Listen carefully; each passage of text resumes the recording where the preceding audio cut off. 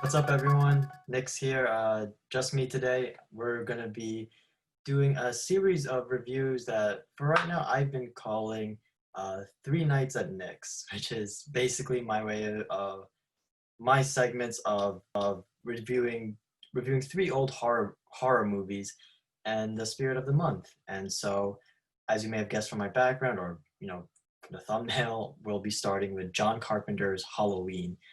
And film released in 1978, and from there we'll kind of be working our way forward. The other two films on my list is going to be Sam Raimi's The Evil Dead and Steven Sommers' The Mummy, the original Mummy movie, not with Tom Cruise, but with Brendan Fraser.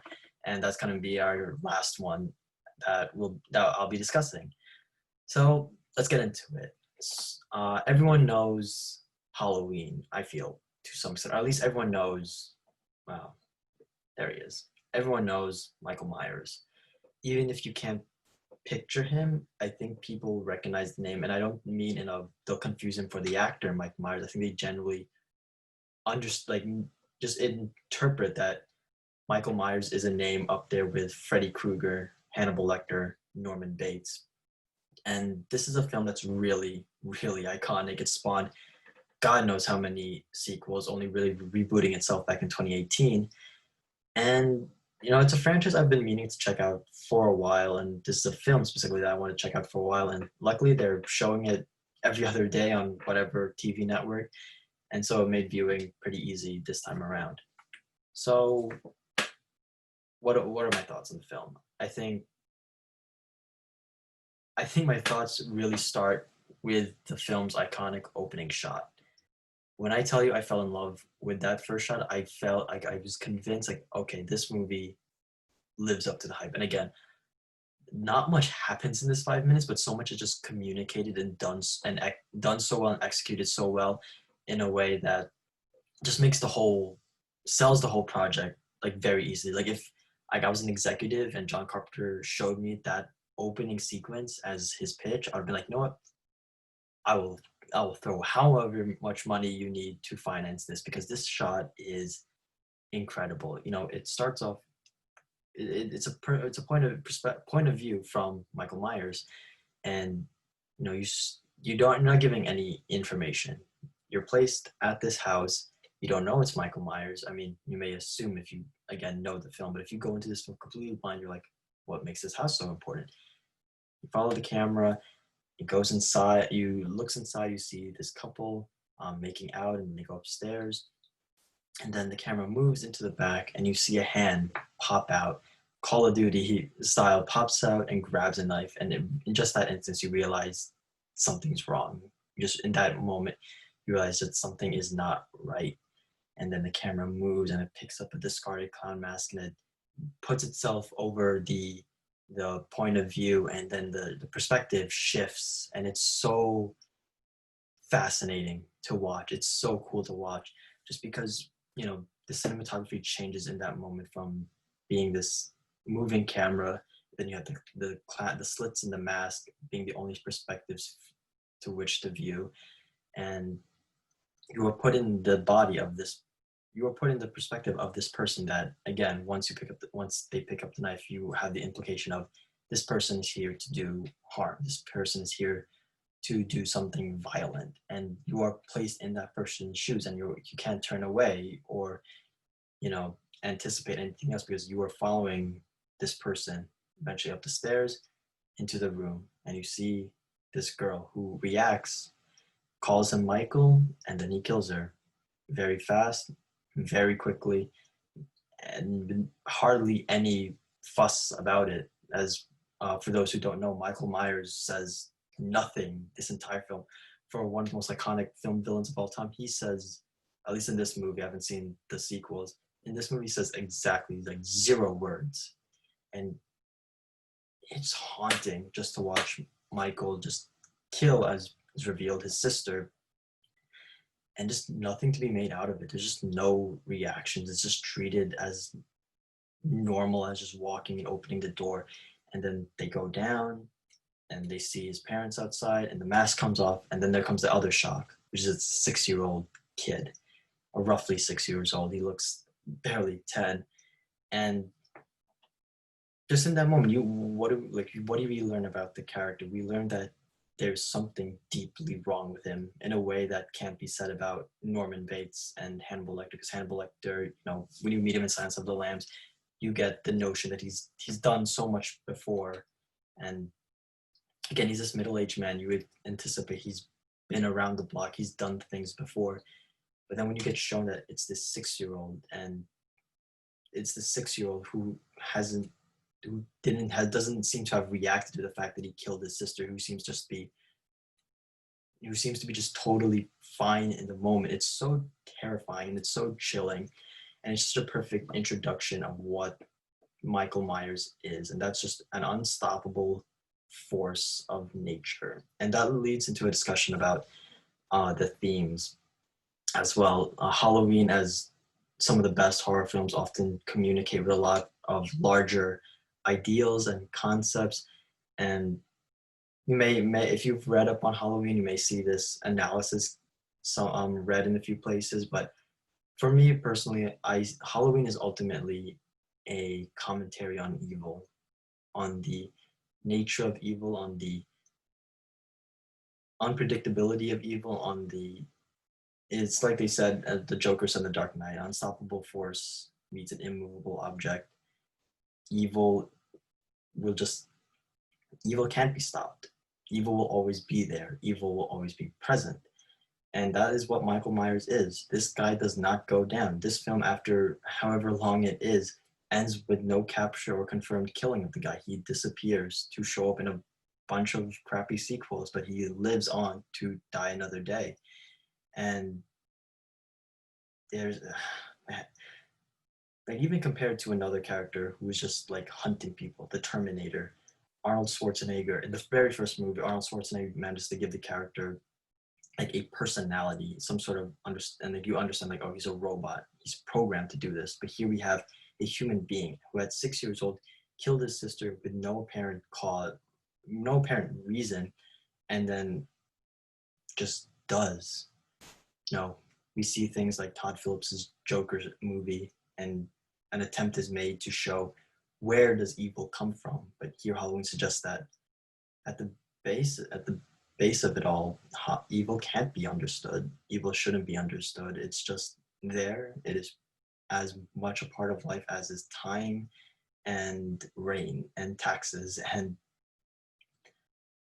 Michael Myers is just ultimately this vehicle of communication about nowhere is safe. We can't defeat evil. The most we can do is survive it. And while that does sound very cynical and almost pessimistic, I mean, it's an interpretation of the world we live in. And what makes this film so fascinating to watch is its setting. This film, it takes place in the suburbs, and at least to my recollection of what I've watched over the years, up until that point, the suburbs were a place of safety. Like the 1950s Happy Days type media portrayed the suburbs as this haven, this place of safety, this place of like, this is where happiness is found. And the only other piece of media besides before Halloween that I feel engaged with the fact that the suburbs could be just as dangerous as the cities or even the empty rural areas was The Twilight Zone in their iconic episode, The Maples Are Due on Maple Street, where they showed that even though this is on the surface a supposed safe haven, it is actually just as dangerous and maybe really more dangerous as the fact that people assume they're safe there and they let their guard down. My favorite parts of the film, besides the opening shot, are all the daylight sequences. The daylight sequences are such great communicators of suspense, and just all the moments where you see Michael Myers just wandering, and he's not even trying to hide it. He's got his mask on. He's wandering around in a car that's clearly not his, and it's clearly marked of the asylum he was in. But he's clearly traveling around. Nobody notices him. Nobody doesn't believe he's here. His psychiatrist, Dr. Loomis, is like, no one believes him the whole film, or no one takes his claims about Myers seriously. When Laurie Strode, mix that up. Laurie Strode, Jamie Lee Curtis talks about seeing him around. Her friends don't believe her. The police captain doesn't believe Loomis. They don't. Everyone just seems to accept that we're okay here. Nothing can touch us here, even though yes, danger is here. Danger is riding around in a car and stalking people at the school. He's stalking the kids. He's broke into a hardware store, no problem. One of my favorite shots from the daylight sequences is when Dr. Loomis is looking at the broken in hardware store and you see Myers' car just drive behind him. Just so casually. And it's such a, it's just executed like a normal shot, like, oh, it's a busy town, there's a car coming by, but you see Myers there. It's his car he's driving by, and the man who's hunting him doesn't even notice. And I think that, again, that connects to the themes at work here, where we're relatively always in danger from something. Something is always lurking, and we always assume also that it's whatever goes bump in the night, whatever's underneath the bed. And Halloween says no. Actually, sometimes evil doesn't have to be, I keep mixing up, it doesn't have to be in the shadows. It can be in broad freaking daylight. And sometimes we choose not to see it. Sometimes we ignore it. Sometimes we miss it. And that idea of that something can be lurking around us at all times is just so fascinating. And it's such an effective usage of suspense and pacing throughout the film. I've seen some complaints that Halloween moves slow, and I will admit, during the second half of the film, it does stall a bit, as Michael does a lot of just watching, which, that's what the daylight sequence is for, to build up that anticipation of violence, and then just does more watching, and there's more watching. It's kind of like, all right, let's see something happen. And it could be argued that's just us looking for catharsis, or it could just be, again, slow pacing in general. But the daylight sequences are just executed so well. It's just so chilling to see a villain in the daylight. A lot was made out of Ari Aster's Midsummer, utilizing daylight as a setting for horror, but Halloween really did it first, or at least from what I've seen, again, did it first. Evil has no boundaries. Evil is there and present and can strike at any moment. Another great scene is when Laurie and her friends yell at Myers' car thinking it's a classmate, and Myers' car stops and just hangs there, and everyone, like, I was waiting, like, holy cow, is he gonna do something? Is he gonna come out? And it's such a tense moment, and it's such an uncertain moment, because that with the exception of Loomis, nobody knows that Myers is there. Nobody's expecting it. And so if he were to do something, that'd be it. It'd be game over. And so just those daylight sequences are executed so well. And really this whole film is just, I don't classify it as a horror film. I classify it more as a suspense film in the vein of Psycho or Rear Window from the great Alfred Hitchcock. And you know what? It is just one of the greatest suspense films I've ever seen. It's, sure, it maybe has one or two jump scares, but the way they just manipulate and depict situations, the way they seem to constantly be hammering home that Michael Myers is here, Michael Myers has come home, and Michael Myers is everywhere and nowhere, and he can be, it could be in your backyard or whatnot. Like, that's so chilling. There's that sense of like privacy and like protection just being punctured all the time as Myers consistently just pops up around town. And even scenes where he's not around, you still feel his presence just constantly being there. And again, for a character who says no words, his existence is just utilized so well and it's communicated so well. And I think it's just really great suspense writing all around, I've got to say. Moving on to the acting wise, Donald Pleasance as Dr. Loomis is a pretty reliable. He's kind of there as an exposition dump, but at the same time it works, especially since he's kind of pitted as the one man who knows who's going on. He's like the lone hero who has to work against society. And then Jamie Lee Curtis for her big breakout role as Laurie Strode. I think she did a really good job, and I think the writers portrayed her very reasonably. From what I understand, she was the first of the final girl trope, and I think this was probably the best one. Again, I haven't seen like Friday the 13th or whatever, but I think this was the best one, just out of the fact that we see her as the classic, oh, I don't do drugs, I don't have sex, I'm all about the books. But then when we see her kick into action later on, it's not like all of a sudden she like busts out all these skills, but she's just desperately trying to scrap. And she's a scrapper trying to like do whatever she can to survive. The fear is understandable, is reasonable, and her running throughout the house trying to avoid Michael is just it's a great battle because she is just a she's easily screwed because of how unrelenting Michael is, but she's still scrapping, she's still trying to fight, and I don't know, I really enjoyed her performance. The performance here I feel like are understated, but for that reason, again, I feel like the really brilliance of this film is the directing from John Carpenter and the writing, which he also did, and it's just overall a great suspense piece. There's definitely some themes that could be utilized for analysis for years, could jumpstart all sorts of discussions. It introduced an iconic villain in Myers, an iconic hero in Laurie, and really at the end of the day, just it's this slow paced yet at the same time unrelenting story and about the threats that are out there and where these threats can be at any moment in time, and just the way they utilize the suburban setting, just the way they utilize Myers and the way they utilize all their players. It's just utterly fascinating. It's such great filmmaking, and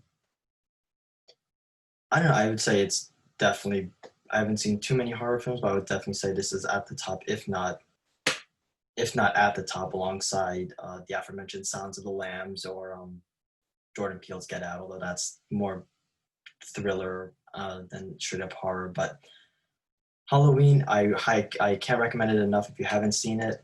It's one of those like must sees for a cinephile or just a person in general. I feel like because of the sequels, it's kind of like a Friday the 13th, where you're just kind of like, oh, okay, like just one of those franchises. But like this first film is just 100% worth it. Again, it can be kind of slow in the second half as situations start to repeat, like Laurie's babysitting this kid, and then Michael's is stalking one of her friends, and like kind of like repeats for a bit. But I would say for the way it builds anticipation to violence and chaos, and the way it keeps managing to like press the viewers' buttons, and the way it managed to just be unrelenting, yet at the same time just very, very quiet, is just a perfect execution of filmmaking. Like the first shot is what a great opening. All the actors involved are great, and it's honestly such a great film. I'm going to refrain from giving it like a number or star rating, but I'll just say it's highly recommended. It's a classic for a good reason. It's such a great example of filmmaking. And that's about it. That concludes my review of Halloween. Check back in a few days for my review of The Evil Dead, and that's going to be a hell of a time. I can already show you. All right. Make sure to like, comment, and subscribe, and peace out.